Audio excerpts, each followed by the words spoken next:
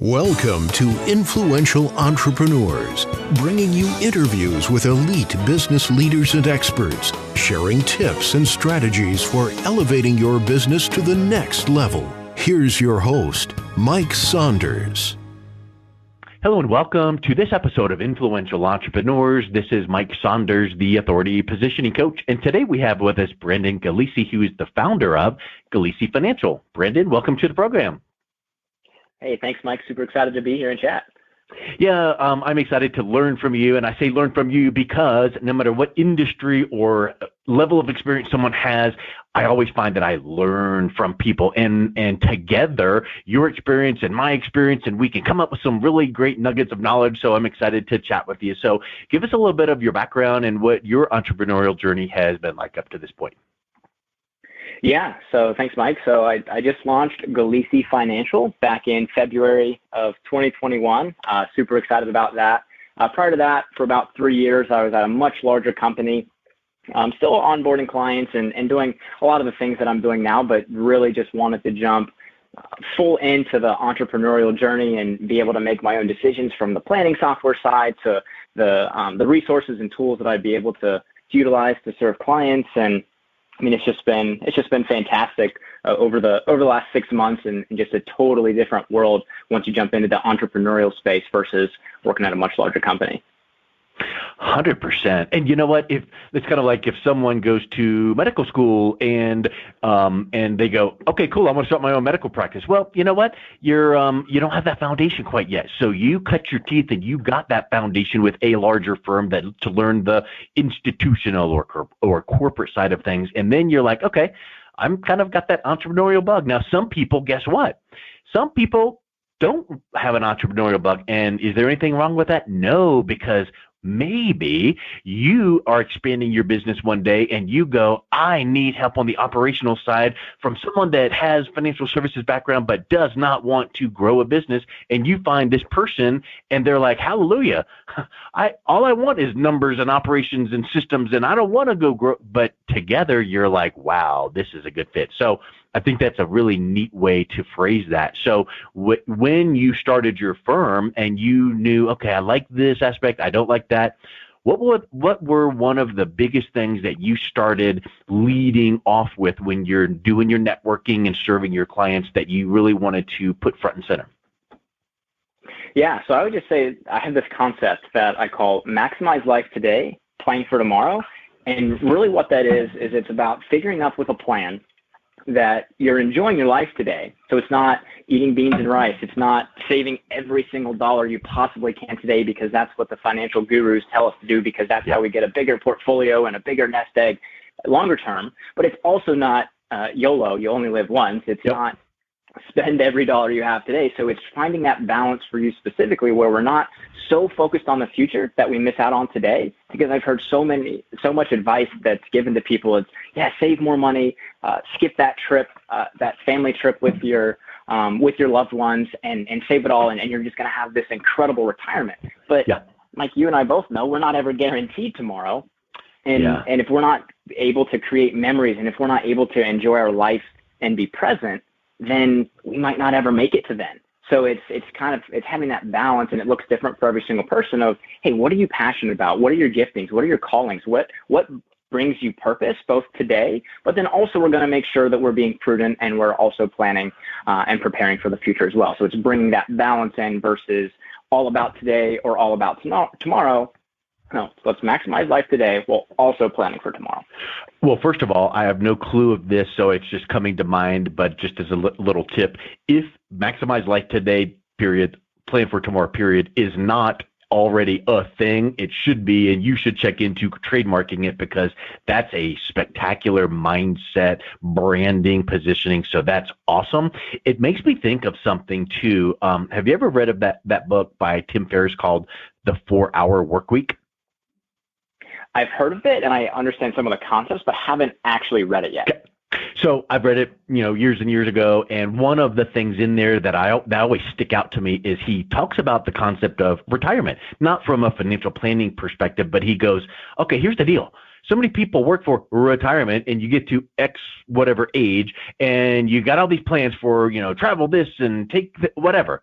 And he goes, why are you going to work your fingers to the bone then? And then maybe it never comes, or maybe you're not the greatest. So why don't you use that quote unquote 4-hour work week mentality, which is, if you're self-employed, let's just say, setting your business up to the point to where you could take that, let's just say, 2 months off, and your business keeps clipping away because you've got systems in place, you've got operations in place, and you take these little mini retirements in the sense of, you know what? Every year I take off 2 months, and I feel like, man alive, I'm retiring. And then you don't need to actually stop working at a certain age because you're like, you know what, man, I'm just enjoying things the way it is. So that maximize life today, plan for tomorrow aspect ties into that mentality of, you know what, if you did eat beans or rice today so that you can do something at age whatever, you might be missing out on so much now. Now, the antithesis of that is blow every dime right now and you don't have 2 nickels to rub together. Well, then we're not saying that either, you know? Mm-hmm. So what does that look like? What are some tactics of how that looks like for maximizing life today, plan for tomorrow? Yeah, so a lot of times, we're going to walk through our Maximize Life Today, Plan for Tomorrow process is what I walk through with clients. So it's essentially 5 different steps where we start with, where have you been? Because we all have these different experiences with money, whether positive or negative, somewhere in between. Sometimes we haven't learned much about money because we didn't learn it through our family life growing up, or really didn't learn much of it in school. So what are our perspectives and perceptions on money? Because we all have a unique money story. And then we figure out, hey, where do you want to go? What do you desire to do? You know, what does this concept of retirement, or truthfully, even bringing retirement to while you're still working, you know, oh yeah, I want to travel the world. Okay, well, maybe we can't do that right now, but what can we do that is driving that passion, igniting that passion, maybe on a smaller scale today, so you're enjoying it today, but you were also preparing for we'll say the big event at this retirement age. Then we're figuring out, well, where are you today? What's your net worth look like? What does your cash flow look like? What are your current investments? Those sorts of things. And then it's really brainstorming some ideas and coming up with, in a collaborative way, well, how do we get there? How do we get there for both the future, but also how do you live a more purposeful life today? Because that's also important, because sometimes it's tough whenever we're planning 30 years into the future. It's hard to get excited about something like that. But if we're saying, hey, what if we start with an annual vacation with your family that you're not already taking? Yeah. Oh my goodness, I'd love that. Okay, well, you're going to be able to realize that within the next 12 months and not have to wait 30 years to do that. So that's but yet we're going to do that without disrupting the plan for the future retirement. We're just going to do it safely and sanely. Yeah, exactly. And a lot of times too, I want to align folks' values to their spending. Because spending, a lot of times we think, oh, I'm the spender in the relationship. That's bad. Well, spending and saving is neither bad nor good. You know, there's extremes on both sides. So how do we make sure that you're spending money on things that you actually enjoy? So for some people, they love having a brand new sports car. And that's, you know, assuming everything else financially is okay, that's not a problem. But if someone's like, Brandon, I don't even care what I drive, yet I've spent all this money on a sports car. Okay, well, then I'd say your values are not aligned with your spending. Yeah. Why don't we repurpose those dollars? Because you're telling me you don't even really care about this thing. Why don't you repurpose it into something that you actually enjoy doing? You know, so it's not about, hey, don't spend this, don't spend that. It's like, no, don't spend money on stuff that doesn't bring you and your family value. That's all I'm saying. Just repurpose that. You know, I think we could talk for about 9.5 hours on the V word there, value. And it makes me think of something, which is this. It's not necessarily this tactic of fill in the blank. It's what's your values, underlying values of this topic, which then results in this topic and tactic. Mm-hmm. And here's what I mean by that. It's kind of like, you know, growing up in the church, you might have heard, like myself, I've grown up in the church and that's where my passion is, right? I teach the college career study school class at our little Baptist church. Well, growing up, it's like, oh, listen to this kind of music and this artist and not that artist and not that. And it's like, yes, no, rule. And in reality, I feel like when you have the right values and reasonings, then you don't need to say, don't listen to this artist or do listen to this artist, because you're picking things that align with your values. And guess what? Then what's right for you is right for you. So the same thing goes with what you just described. I'm reading a book by Dave Ramsey, which is talking about legacy, how to leave the right legacy from a financial standpoint too. And he gives this example of he was having this lunch with these high net worth, like billion net worth Christian entrepreneurs, and he was not even naming names, but he was like, hey, I had went to lunch, and this one a guy took me to lunch, and we drove in his car, and it was like literally a $130,000 car. And he was like, oh man, nice car. And the guy all of a sudden was like, I'm so sorry because I know, and he's like, no, hold up. What do you mean? He's like, well, I know that people are judging me on this car. And he dug a little bit deeper, and turns out this person literally has a 10-year plus history of giving literally millions and millions of dollars a year to kingdom focused causes. And like tens of millions. So buying a $130,000 car is like you and me buying a $8,000 car. So it's like, yeah, whatever. Yeah. But from the outside, people on, let's say, social media were just giving this guy the whole, oh my word, I can't believe you bought. So it comes down to the value. So when you are saying maximize life today, you're not really saying, I'm going to tell you how to spend your money and I'm going to tell you not to do. You're guiding and educating your clients on how to maximize things today for the right purpose, so that when tomorrow comes, you've got the right plan.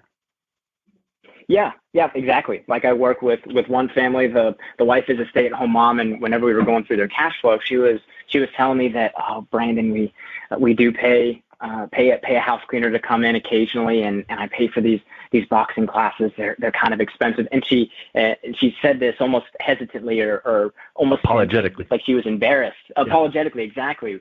And I was like, well, do you enjoy that? Well, yeah, I get to spend more time with my kids whenever someone comes over and to clean, and I'm able to de-stress. And I absolutely love these boxing classes. It's so great. I get to eliminate a lot of my stress, and then I come home even more refreshed for my kids. I'm like, well, then absolutely keep spending money on that. That is incredible. That is bringing you value. That is bringing your family value. Please continue to do those things, because you don't have to feel bad about spending money on things that you value, because also in context, the rest of their financial plan and their cash flow is good. They're saving like they should, and everything else is set up. So I'm like, yes, continue to spend that. It's very valuable.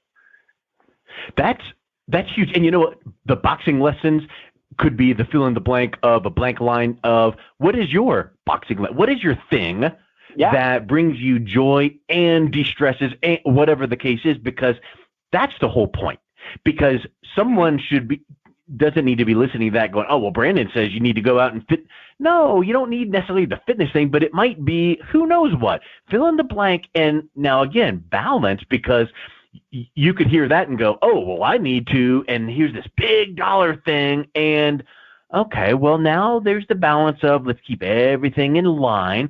But the value is whatever you are doing, that is, I mean, Ecclesiastes teaches, enjoy the fruit of your labor. Now, what I would say is the 2021 addition to that would be, and here's the mindset of within reason and within balance, but we're taught in Scripture to enjoy the fruit of our labor. Doesn't mean that we must live like paupers and only give all our money to, causes. So how do you then advise clients you work with that might even have that kingdom focus, where they might even feel, well, I've got to, give all my money away because. Yeah. Well, no, I mean, one thing that brings up is a story in the Bible where the woman pours the alabaster jar of this really expensive perfume on Jesus's feet, right? And then the disciples are saying, well, Jesus, we could have sold that, and it was a year's worth of wages, so we could have made $50,000 and given it all to the poor. And Jesus was like, hey, I'm not gonna be on this earth with you forever. Allow her to do this. So that's just one story that came straight from Jesus's mouth, which is awesome, that it's not all about giving every single dollar away. Now, obviously, if we're specifically called to something like that, and we should absolutely be generous, we should be good stewards with our money, resources, time, talent, wealth, everything that we've been blessed with. But like you said, it also doesn't mean that we have to live like paupers, give every dollar away. We can't drive that nice car when we've stewarded our gifts and our resources well and can afford that nice car, again, with the underlying assumption that does bring us some sort of value. So that's kind of how I'd answer that question. Again, it really just comes back to what are our values, And are they aligned? If yes, Yep. okay, great. If not, okay, let's make a shift. Let's make an adjustment. Let's talk about And guess what? The solution or the fill in the blank to the if yes or if no is going to be different for every person. And the action plan for each of those branches or trees of, okay, well, if that's the case, then we need to do this in your finances is going to be different for every person. So you then come alongside your clients to help them see that, paint that picture, and then go, okay, based on now the relationship we're building and where you want to go, here are some of my recommendations. Now, we don't need to get into recommendations, but tell me what kind, because again, it's going to be different for everybody, but what kind of clients are you typically serving and working with? Yeah, so most of my clients are going to fall into one of three categories. So business owners and real estate professionals, being out here in Southern California, a lot of real estate professionals, pre-retirees, so folks that are getting ready for retirement, and also young professionals. And the reason that I like working with these three groups, so take business owners and real estate professionals, for example, I love the tax planning side of things. Now, I'm not a CPA, I'm a certified financial planner, so what I'll do is loop in a CPA or loop in a tax professional. But a lot of times, I want to make sure that we're maximizing our life today while also ensuring that we're being tax efficient, because we don't want to be giving too much money to the government if we can legally, keyword there, legally reduce our tax burden, whether that's today or whether we're reducing our tax burden over the lifetime of our wealth. I think that's an important concept of stewardship. Pre-retirees, we're helping them build income plans and really answering one of the big questions is, Brandon, am I going to have enough? Am I going to run out of money? So building an income strategy where we're also stress testing that plan where, oh my goodness, what if the market crashes, whatever that means, or what if we have this long-term care event? So making sure that we're planning for both the expected and trying to cover some unexpected. And then also young professionals. I like working with younger folks too, because I don't require clients to transfer assets for me to manage. I also work on a fee-based consulting basis. And that's a group that often have good incomes, but maybe haven't had a chance to build up much wealth in their retirement accounts and their other liquid investments. So we're able to really put together a plan to really set them up for their future. And again, it doesn't require them to have a lot of money to work with me. Yeah, I think that's a really big piece of the equation where sometimes people go, well, I know that back in the old days, you hear the word stockbroker, and every time I move my money, you're shaving off, fee. So, when you talk about fee only, now it's like, okay, well, that's kind of got a cap on how much you're going to cost me. So that's a really good point to bring up, right? Yeah, absolutely. And then also it just changes the dynamics. Where if I'm on that fee-based consulting relationship, we might be talking a little bit about investments during that, or some clients do mix both together, but often the recommendations are going to be more objective because it's not, hey, if I suggest, and why I like working with real estate professionals, a lot of times the advice for folks in the real estate industry from financial services, hey, you don't want to be a landlord anymore. You don't want to clean toilets in the middle of the night or fix toilets in the middle of the night. Just sell all your real estate and give it to me to manage, which there's obviously the inherent conflict of interest there. So now I'm able to work with those folks and say, hey, my father-in-law is a CPA at a firm that specializes in real estate companies, and I have other family that owns real estate, and I think it can be an incredible asset in your financial plan, especially if you enjoy it and it makes sense for you. My recommendation is not necessarily going to be, hey, sell that and give it to me, because hey, I'm essentially your consultant. We're working on this comprehensive financial planning basis and factoring in your real estate versus just saying, hey, sell it and give it to me so I can make money off of it. Yes. And you know what? I think when you position it and phrase it that way, people realize he's got my best interest in mind. And I don't feel like, oh, he's giving me a line and what's in it for him, right? So I think that really resonates with people. And I think that's a really great alignment, because then people hear everything else you're saying, like plan for, maximize life today and plan for tomorrow. They're like, okay, you know what? That kind of gives me the impression that it's, what if you're like, YOLO, maximize today? Well, then, man, maybe I'm using up all my resources today and only to benefit him. And what am I left with? So that's congruent. I think that your business, mantra is a long-term focus from your perspective, which aligns with telling your clients you should have a long-term perspective. And I think that really tends to be that kind of appeasing someone's like radar of, okay, when's the other shoe going to fall? Because I heard some horror stories about financial advisors, and now what's Brandon going to take me on? Oh, so he does it. Okay, cool. Yeah, no, and that's one thing too. Whenever I left the big firm, I wasn't able to do this essentially consulting type of work. So it was, if you didn't have much in the way of assets, well, there wasn't a great way that we can work together. So now it's opened up who I'm able to serve, which I'm really excited about, and an entirely new offering. And we've got a pretty cool process in place, like I was talking about earlier, to walk you through the Maximize Life Today, Plan for Tomorrow roadmap, and be able to. The goal is to give actionable, practical advice, not just, oh, we're going to retire in 30 years. It's, hey, what are the specific steps that we need to be doing? Should we be doing Roth conversions? What kind of tax strategies should we be implementing? What do our investments need to be looking like? What does our saving need to be looking like? And also, what are you spending money on? How are you enjoying your life today is another important conversation that's always going to be in there. And at the front and center is, hey, what's important to you? What do we actually value? What is our purpose here in life? Let's make sure that we're experiencing that today and also have a plan to experience it tomorrow. 100%. Well, Brandon, it's been so great connecting with you, learning about your approach to business. What's the best way that someone could reach out, connect with you, and learn more? Yeah, so they could check me out on my website, www.galicifinancial, Galici financial.com, or they can even send me an email, Brandon, Brandon, @galicifinancial.com. Shoot me an email through that way and be more than happy to answer any questions you have and jump on a complimentary 30-minute phone call or Zoom. Awesome, man. Well, thank you so much. It was wonderful chatting with you. Thanks so much, Mike. Really appreciate it.